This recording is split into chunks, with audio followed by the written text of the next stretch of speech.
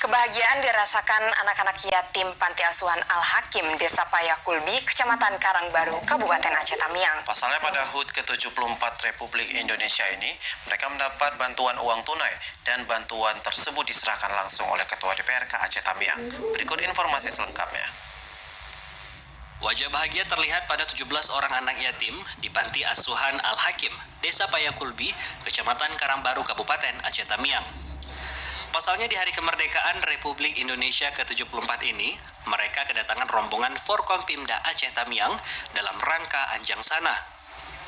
Kebahagiaan mereka semakin lengkap setelah Ketua DPRK menyerahkan langsung bantuan uang tunai sebesar 20 juta rupiah untuk biaya pendidikan. Bukan hanya itu, mereka juga mendapatkan bantuan berupa sembako dan alat-alat pertanian.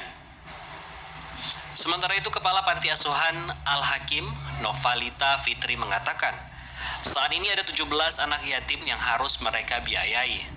11 diantaranya menetap di panti, sementara sisanya ada di rumah keluarganya masing-masing. Ia menyebutkan bahwa bantuan yang diberikan ini sangat membantu untuk mencukupi kebutuhan panti asuhan. Bantuan yang diberikan ini cukup bermanfaat karena anak-anak juga sekarang sudah ada aktivitasnya, ya ini bertani, dan ini merupakan aktivitas yang sangat positif untuk kemajuan mereka.